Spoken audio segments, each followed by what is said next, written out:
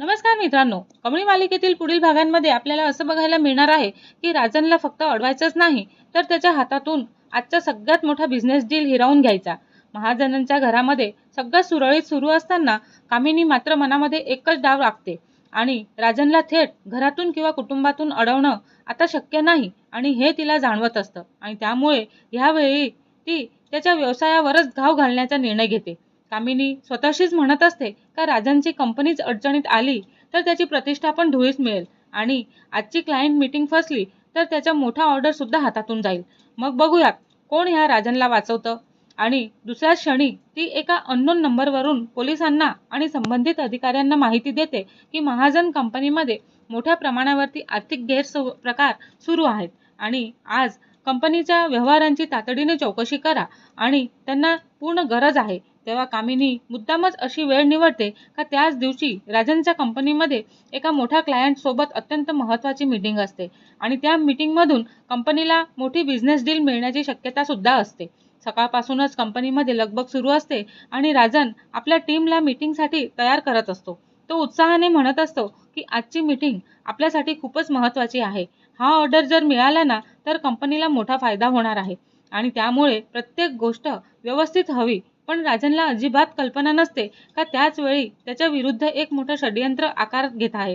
तर क्लायंट कंपनीमध्ये पोहोचतात त्या काही मिनिटातच ते अचानकच कंपनीच्या मुख्य प्रवेशद्वारावरती सरकारी वाहने येऊन थांबतात आणि काही अधिकारी आत येतात आणि स्वतःशीच ओळख करून देत म्हणत असतात की आम्हाला तुमच्या कंपनीच्या आर्थिक व्यवहारांबाबत काही गंभीर माहिती मिळालेली आहे आणि आम्हाला कंपनीची चौकशी आणि तपासणी करायची आहे.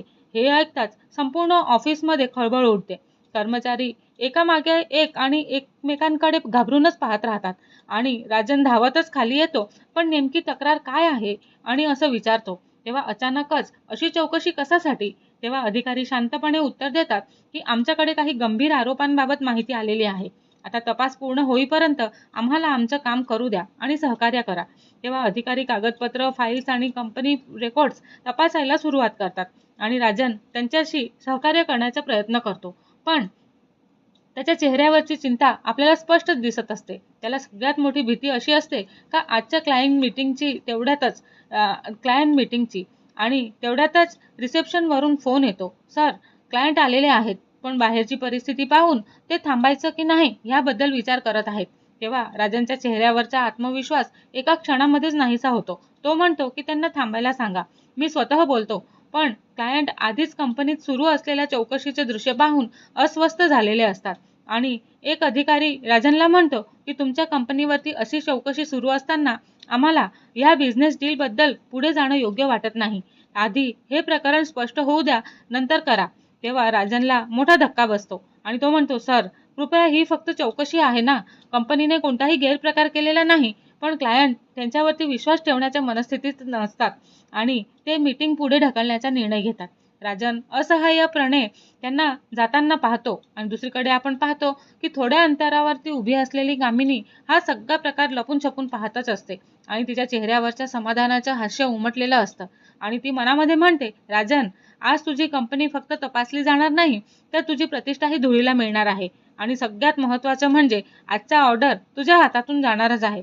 पण कामिनीच्या ह्या कटामध्ये एक मोठा धोका लपलेला असतो. अधिकाऱ्यांना तपासणी दरम्यान काही कागदपत्रांमध्ये संशयास्पद माहिती सापडते. पण राजन लगेच स्पष्ट करतो का त्या व्यवहारांचा कंपनीशी थेट संबंध नसून कागदपत्रांची फेरफार झाल्याची शक्यता आहे. अधिकारीही ह्या दिशेने तपास सुरू करतात आणि त्याच वेळी राजनला एका अननोन नंबरवरनं कंप्लेंटची माहिती मिळते आणि ती कंप्लेंट वाचतो आणि काही क्षण स्तब्धच होतो आणि त्यात कंपनी विरुद्ध केलेले आरोप अगदी ठराविक आणि आतल्या माहितीवरती आधारित असतात. तेव्हा राजनच्या मनामध्ये असा प्रश्न निर्माण झालेला असतो का ही माहिती बाहेरच्या माणसाला मिळणं अशक्यच आहे. मग माझ्याच कंपनीमध्ये कोणीतरी हा खेळ खेळतोय का? आणि त्याची नजर हळूहळू ऑफिसमधल्या प्रत्येक व्यक्तीकडे फिरते.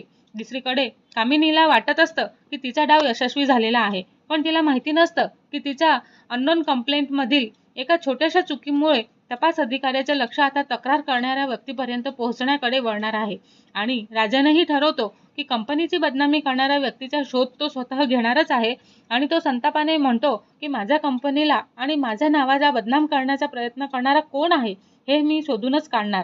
आणि आता ज्याने हा कट रचलेला आहे त्याला त्याची किंमत मोजावीच लागेल असं तो म्हणत असतो आणि ठाम निर्धार करतो. तेव्हा कामिनी हे सगळं ऐकते आणि तिच्या चेहऱ्यावरचं हास्य क्षणभर गायबच होतं.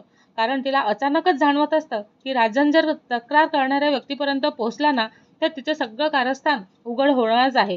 पण आता उशीर झालेला असतो, कारण तपास अधिकारी अननोन कंप्लेंटचा सोर्स शोधण्यासाठी पुढची कारवाई सुरू करतात. कामिनीचा डाव राजनची कंपनी उद्ध्वस्त करणार की तिच्याच गळ्याला फास लावणार, आणि राजनला तक्रार करणाऱ्या व्यक्तीचा सुगावा लागणार का?